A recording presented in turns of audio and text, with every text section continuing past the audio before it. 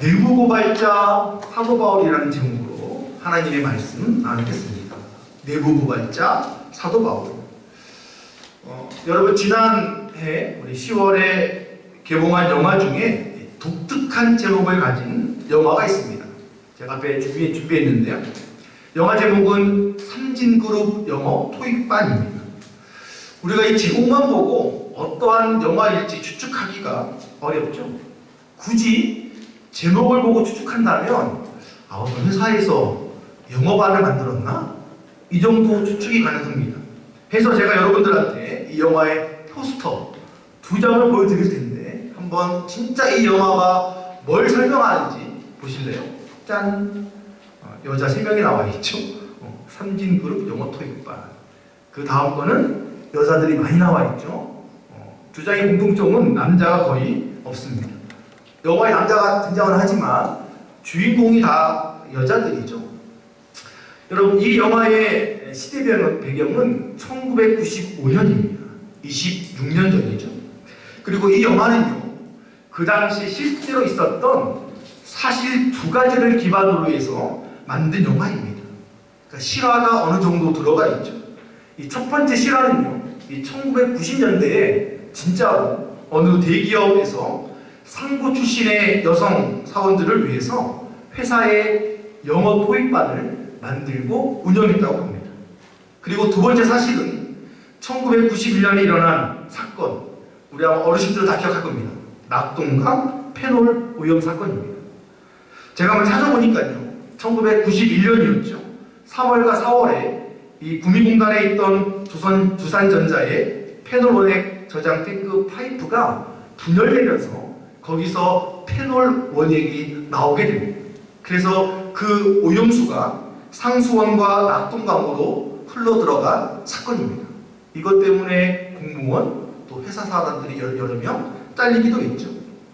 그러한 2가지 실제적인 이야기들을 기반으로 해서 거기다가 다른 허구적인 이야기를 조금 삽입해서 이 영화를 만들었습니다. 이 영화의 내용은 간단합니다. 어떻게 되느냐? 이 영어 토익반에서 이 공부를 하던 이 주인공이 어느 날 자신의 회사 공장에 한번 갑니다. 회사 공장에 갔다가 자기네 회사 공장에서 폐수가 나오는 것을 발견하게 되죠. 그래서 이것을 회사에 보고합니다. 그런데 알고 보니까 이 폐수가 실수가 아니라 의도가 있는 거였어요. 그러자 회사는 그 사실을 감추려고 하고 덮으려고 하죠. 그럴수록 그 공장에 있던 마을의 사람들이 병들어가는 거예요. 아프기 시작하고 암이 걸리기 시작하고 회사는 덮으려고 하고 여자 주인공은 그것을 지켜보고 있을 수가 없었죠. 그래서 결국 내부 고발자가 되어서 회사와 싸움을 벌이는 그러한 내용입니다. 여러분들 자세하게 못 봤겠지만 여러분 그 포스터 맨 위에 보시면 제가 빨간색으로 칸해놨죠. 거기에 뭐라고 써있냐면 1995년 회사와 맞짱 뜨는 용감한 친구들. 우리 이 소제목을 통해서 알 수가 있죠. 이 여성 사원들이 회사와 맞짱 뜨는구나 해서 회사 안에 있었던 문제를 고발하는 그러한 내용입니다. 혹시 여러분들은 이 내부 고발이라고 하는 뜻을 알고 있습니까? 제가 적어봤는데요. 이렇습니다. 조직 구성원 또는 과거의 조직 구성원이었던 사람이 조직 내부의 비리나 불법 등 부당행위 등을 신고하거나 대외적으로 폭로하는 행위, 이것을 우리가 내부 고발이라고 합니다. 그리고 그렇게 고발하는 사람을 내부 고발자라고 하죠. 그래서 여러분 이 내부 고발에 하는 것에 대한 말들은 참으로 많습니다. 아니 어떻게 자기가 있던 조직을 그렇게 배신할 수 있어? 이런 분도 있고요. 또는 아니 당연히 불법을 저질렀으면 죄값은 받아야지 라고 하는 분도 있습니다. 제가 느끼기에 아직까지 한국에서는 이 내부 고발이 그렇게 좋게만은 보지 않는다는 것이 안타깝습니다. 단순히 개인적인 이득을 위해서 그냥 고자질하는 정도로 보고 있는 것이죠. 그래서 한국에서는요 종종 내부 고발을 한 다음에 이 고발자를 회사가 집단적으로 따돌리거나 또는 승진 기회가 있는데 그 승진 기회에서 탈락시키는 경우도 있다고 합니다. 그러나 여러분, 그 조직이 발전 가능성이 있고 건강한 조직이라면 제 생각이 그래요. 내부 고발을 통해 문제가 드러나고 실수가 드러나고 잘못이 드러난다면 그것을 받아들이고 인정하고 좋은 쪽으로 개선해 나아가려고 하는 것이 건강한 조직이라고 할 수 있습니다. 그럴 때 그 조직은 성장할 수 있는 것이죠. 근데 여러분, 이 성경에도 이 고발이라는 단어가 나옵니다. 저도 깜짝 놀랐어요. 누가 얘기하느냐? 예수님이 말씀하시죠. 우리 다 같이 한번 읽어볼까요? 요한복음 말씀인데 시작. 내가 너희를 아버지께 고발할까 생각하지 말라. 너희를 고발하는 이가 있으니 너희가 말하는 바 자 모세이니라. 여러분, 유대인에게 모세라는 사람은 그 존재는 율법을 준 사람이잖아요. 그랬기 때문에 유대인들에게 모세는 그들이 정말 존경하고 추종하는 인물입니다. 그런데 그런 모세가 오늘 말씀해 보니까 유대인들을 고발할 것이라고 예수님이 말씀하십니다. 그 이유가 무엇일까요? 그 다음 절인데요. 시작. 모세를 믿었더라면 또 나를 믿었으리니 이는 그가 내게 대하여 기록하였습니다. 유대인들이 모세를 믿고 모세가 전해준 율법을 진짜 믿었더라면 예수님 그러는 거예요. 그 율법에 내 얘기 나오잖아. 그럼 내 얘기를 믿어야지. 너희 안 믿었지. 이제 모세가 너를 고발할 거야. 그 얘기를 하고 있는 것입니다. 그러니까 지금 이 얘기를 통해서 예수님께서는 유대인들의 마음에 찔림을 주기 위한 것이라고 할 수가 있는 것이죠. 여러분, 이와 같은 맥락에서 오늘 본문을 보면 사도 바울이 스스로가 내부 고발자가 되기로 작정합니다. 그래서 오늘 이 고발자가 되기로 한 사도 바울은 자신이 속한 조직, 어디입니까? 유대인들을 고발하기 시작합니다. 여러분, 제가 여러 번 말씀을 드렸지만 사도 바울도 유대인이에요. 유대인 중에서도 지금 사도 바울이 고발하고자 하는 유대인 중에 어느 정도 높은 위치에 있는 그들과 같은 위치였습니다. 한번 말씀 볼까요? 우리 빌립보서 말씀 시작. 나는 8일 만에 할례를 받고 이스라엘 족속이요 베냐민 지파요 히브리인 중에 히브리인이요 율법으로는 바리새인이요 열심으로는 교회를 박해하고 율법의 의로는 흠이 없는 자라. 율법으로 보면 사도 바울을 당할 사람이 아무도 없었습니다. 8일 만에 할례받고 히브리인 중에 히브리인, 거기다 써있죠. 6절에 예수님을 믿는 사람들까지도 잡아들이는 엄청난 확실한 완벽한 굴수 유대인이었습니다. 근데 이제 사도 바울은 완전히 달라졌죠. 비록 지금 유대인들을 지적하고 그들의 잘못을 말하고 있지만 어찌 보면 여러분, 지금 사도 바울의 본심은 너희들도 나같이 되기를 바라는 마음으로 그들의 잘못을 질책하고 있는 것입니다. 그렇기 때문에 그들의 죄를 확실하게 짚고 마음이 아프지만 그들을 위해서 그것을 말하지 않을 수가 없었다는 것이죠. 그렇다면 지금 여러분들의 신앙의 모습들은 어떻습니까? 한번 생각해 보세요. 오늘 이 자리에 사도 바울이 있다면 사도 바울은 여러분들의 신앙의 모습들을 보고 잘하고 있다고 칭찬했을까요?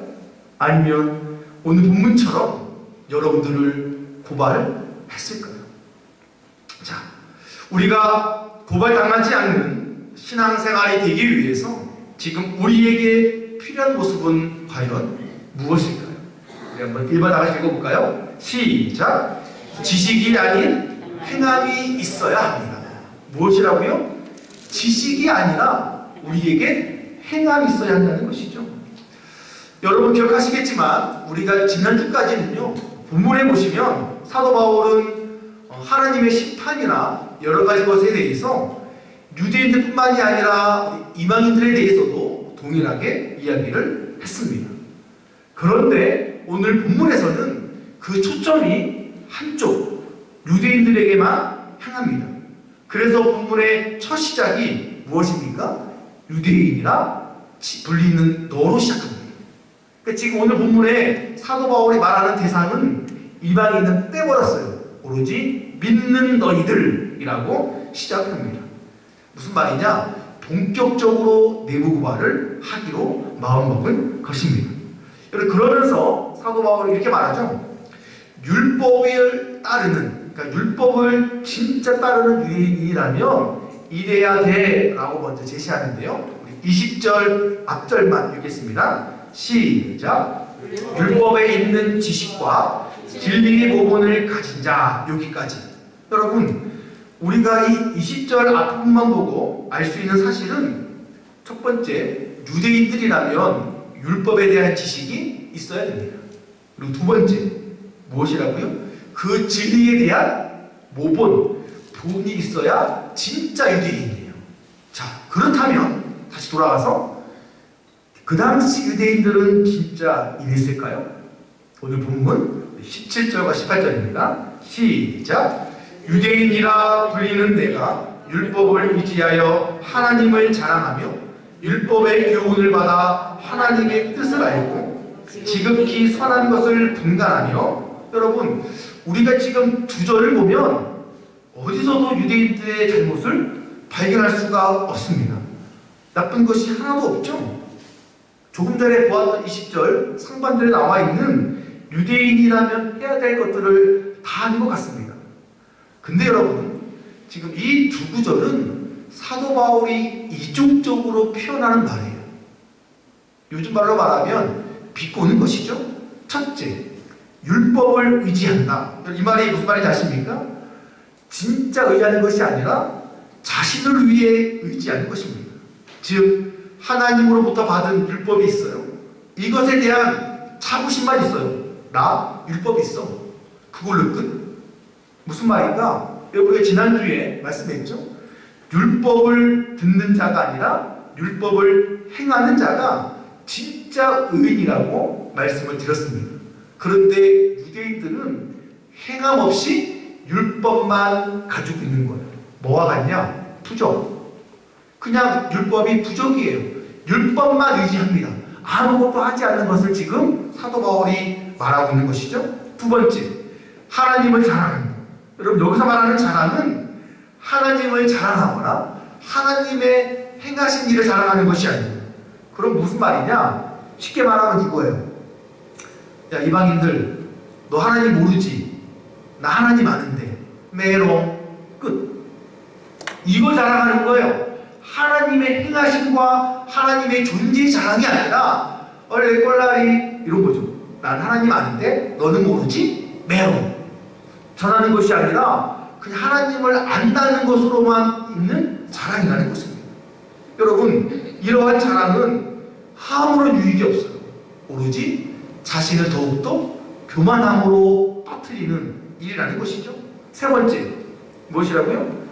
율법을 교훈을 삼아. 율법의 교훈을 삼아. 여러분, 이 말을요, 제가 줄거놨죠? 이 율법의 교훈을 삼아를 원어로 번역하면 정확히 뜻입니다. 율법으로부터 지식을 얻어서. 율법으로부터 지식을 얻어서. 우리가 아는 것처럼 유대인들은 어린 적부터 가정에서 말씀 교육을 합니다. 그러다가 그 아이가 13살이 되면 회당으로 보내요. 회당으로 보내서 본격적으로 말씀을 배우게 합니다. 여러분, 이러한 이 말씀의 교육에 대한 열심은 우리도 배워야 돼요. 유대인들은. 근데 문제는 무엇입니까? 거기에 갇히는 거예요.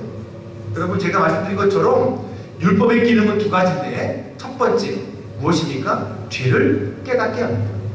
아, 저게 죄구나. 죄를 깨닫게 해주죠. 그래서 죄를 멀리하도록 하는 것이 바로 율법이에요. 두 번째, 기억나시죠? 초등교사 또는 몽학 선생.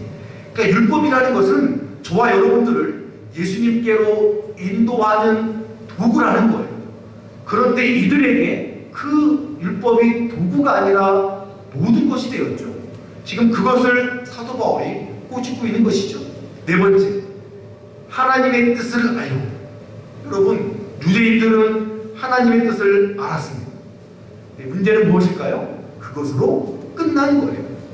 하나님의 뜻을 알고 있다면 순종하고 겸손하게 살아가야 되는데, 알고 있다는 사실만으로 스스로가 교만하고 자만하게 되었다는 것이죠. 더 이상 노력하지 않습니다. 야, 우리 선택받았어. 끝. 선택받은 민족으로 무언가 해야 되는데 하지 않고 끝내. 그리고 마지막으로 선한 것을 분간한다. 여러분, 놀라운 축복이죠. 유대인들은 율법을 통해서 선한 것을 분간할 줄 알았어요. 근데 문제는 무엇입니까? 분간만 해요. 그리고 판단만 합니다. 너는 왜 그래? 판단만 하고 자신들은 그렇게 행하지 않았죠. 여러분, 지금 그래서 사도 바울은 유대인들 율법에 대한 지식에 대해서 날카롭게 비판하고 있습니다. 그러면서 율법은 행함으로 완성되는 것임을 말하고 있는 것이죠. 율법에 대한 지식만 있고 여러분 행함이 없다면 어떻게 되는 줄 아십니까? 율법을 알기만 하고 행하지 않는다. 그 결과를 오늘 본문에서 사도 바울이 말합니다. 여러분 19절과 20절인데요. 사도 바울은 참으로 글을 잘 씁니다. 한번 볼까요? 먼저 19절부터 시작. 맹인의 길을 인도하는 자요, 어두움에 있는 자의 빛이요. 여러분 잘 보세요. 여러분 19절에서 유대인들을 지칭하는 말이 있습니다. 자, 어떤 게 유대인일까요? 인도하는 자, 그리고 빛. 이게 유대인이에요. 자, 그 다음 20절 다시 읽어볼까요? 시작. 율법에 있는 지식과 진리의 모본을 가진 자로서 어리석은 자의 교사요, 어린아이의 선생이라고 스스로 믿으니. 여러분 지금 말씀해 보시면 유대인은 어리석은 자일까요? 교사일까요? 교사입니다. 자, 어린아이일까요? 선생일까요? 선생이라고 말합니다. 근데 여러분 이 두 구절에 재미있는 것이 무엇인지 아십니까?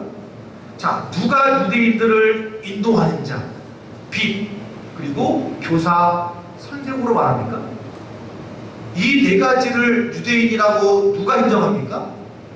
오늘 말씀 맨 마디 보십시오. 스스로. 자기 스스로가 우리는 인도하는 자야, 우리는 빛이야, 우리는 선생이라니까, 우리는 교사라니까. 누가 그러는 거예요? 자기들이 하는 거예요. 여러분, 행하지 않는 율법을 가진 사람들의 최종 결말은 바로 교만입니다. 자신들이 인도하는 자라고 착각하죠. 자신들이 빛이라고, 내가 선생이라고, 야 내가 교사야라고 스스로 믿습니다. 여러분, 애들 말로 자뻑이라고 하죠. 자신 스스로 믿는 거는 뭐 어쩔 수 없어요. 어떻게? 자기가 그렇다고 하니까. 여러분, 그런데 문제는 무엇인지 아십니까? 이러한 교만한 자들이 만들어내는 문제가 무엇이냐면, 유대인들이 그렇게 스스로가 인도하는 자가 되고 빛이 되고 교사가 되는 순간 유대인이 아닌 저와 여러분들은 뭐가 될까요? 뭐가 되겠어요? 나와 있잖아요. 맹인.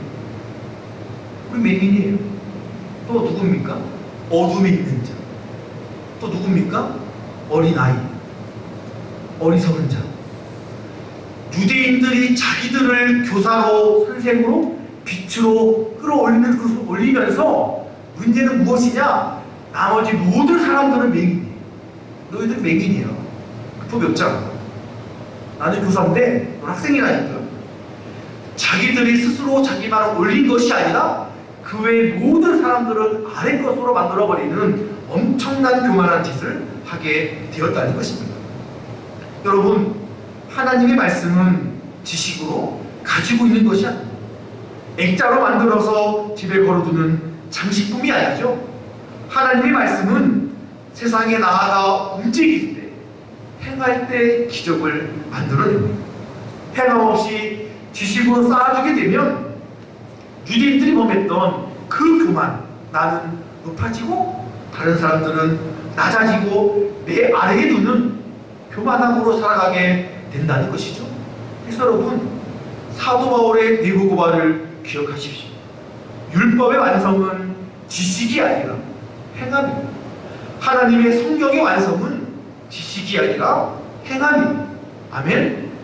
하나님의 귀한 말씀을 여러분들 지식으로만 쌓아두는 것이 아니라 더욱더 낮아지면서 겸손하게 행하시기를 주님의 이름으로 축복합니다. 여러분, 진짜 성경 있는 사람들은 다른 사람들 아래에 있습니다. 아래에서 섬기는 거지 위에서 지시하는 것이 아니라는 것이죠. 자, 두 번째로, 오늘은 이번이 마지막이죠. 고발당하지 않는 신앙생활이 되기 위해 지금 우리에게 필요한 모습은 과연 무엇일까요? 이번 다 같이 읽어볼까요? 시작.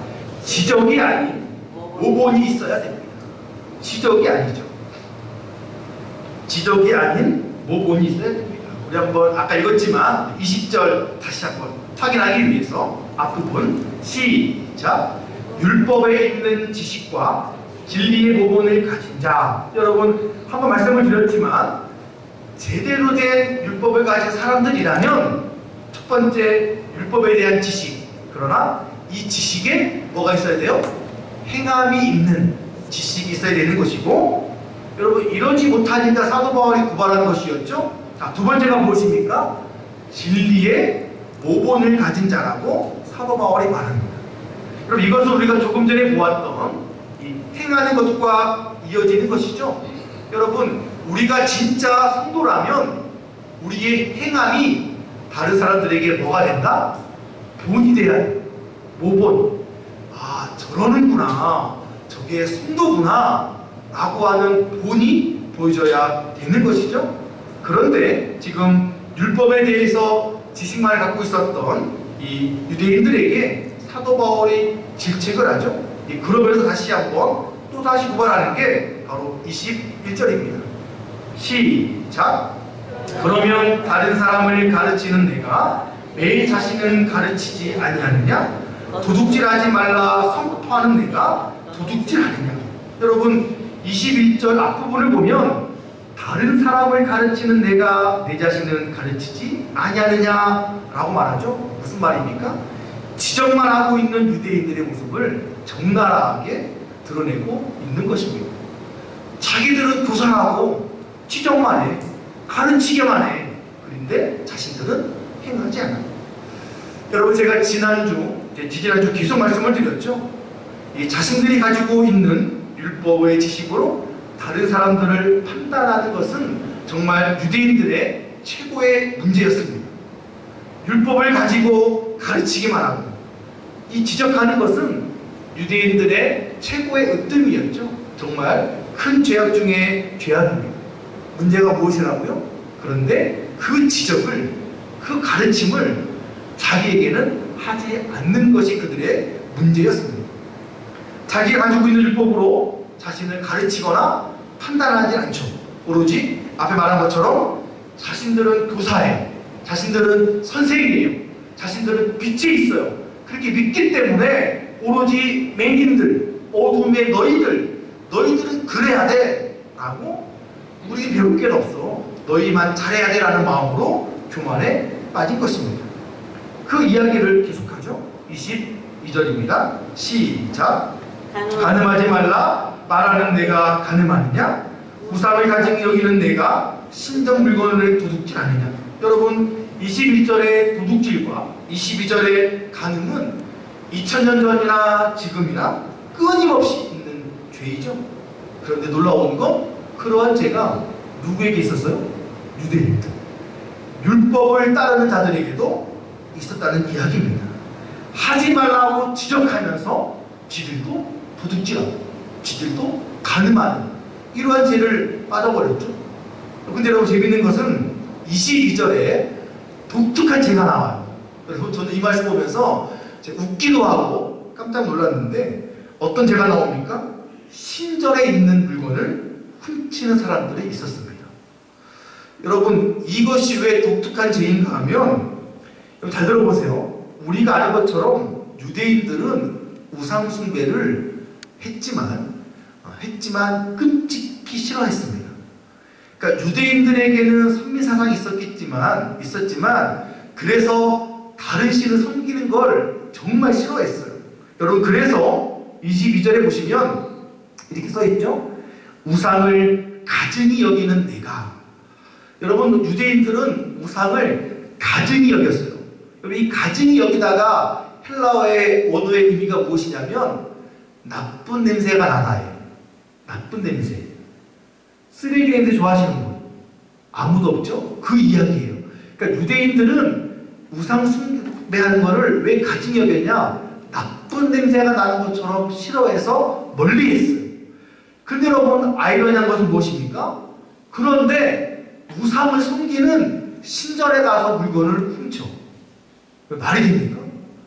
그렇게 우상 숭배하는 것을 싫어하는 유대인들이 물건을 훔치는데 다른 신전에 가서 훔치는 거예요.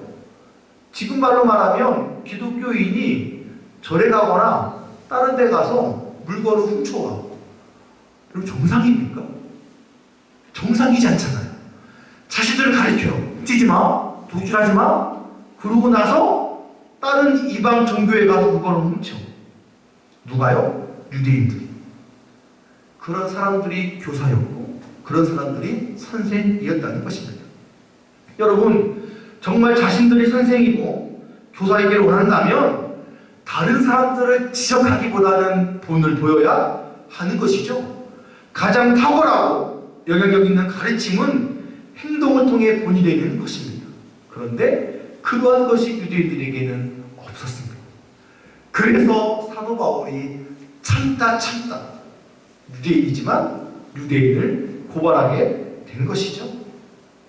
여러분, 이 수원중앙침례교회 우리 원로 목사님이셨던 우리 김장한 목사님, 유명한 분이죠. 그분의 자녀가 3명이 있는데 아들 2이 있어요. 둘 다 목사님이신데 큰아들 김효세 목사님. 이 김효세 목사님이 이 수원에 설립한 학교가 있습니다. 제가 사진 준비했는데요. 우리 중앙계도 초등학교라고, 이거는 신건물이에요. 그래서 유치원도 보이고 교회도 있고 반도 있고, 그리고 이것은 구건물. 여기 수영장도 있고요. 그리고 여기도 이제 교실들이 있고, 그런데 우리 다율이가 나왔던 유치원과 입학한 초등학교가 여기입니다. 제가 볼 때는 우리나라에서 손에 꼽히는 기독교 학교예요. 지금도 여기 들어가려면 줄 서야 되고요. 수원중앙교회나 원천침례교회를 다녀야 들어갈 수 있어요. 그래서 다른 교회 사람들은 추첨을 통해서 들어갈까 말까.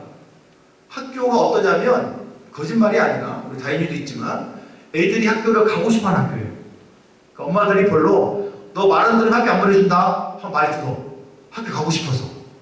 말이 됩니까? 그러니까 그 정도로 하여튼 아주 훌륭한 학교인데요. 이 학교를 설립한 김효세 목사님의 책 중에 이런 책이 있습니다. 삶으로 가르치는 것만 남는다. 여러분, 이 책 밑에 보면 이런 말이 있습니다. 교육은 말이 아니라 삶으로 하는 것입니다. 뭐라고요? 교육은 말이 아니라 삶으로 하는 겁니다. 우리가 누군가를 가르치길 원한다면 여러분, 말로만 할 수 없습니다. 우리가 가르치고자 하는 것이 내 삶에 드러날 때 더욱더 효과가 확실하다는 것이죠. 이거 마찬가지예요. 부모나 선생님이나 유대인들이나 우리가 무언가를 가르치기를 원한다면 말보다 삶을 살아갈 때 그것이 학생들, 자녀들에게 더욱더 깊이 뿌리내릴 수 있는 것이죠. 그런데 지금 유대인들은 그것이 없었다는 거예요. 지들은 행하지도 않아. 그리고 말만 해. 훔치지 마, 가늠하지 마. 그리고 자기들은 훔쳐, 가늠해. 영향력이 있을 수가 없다는 것이죠.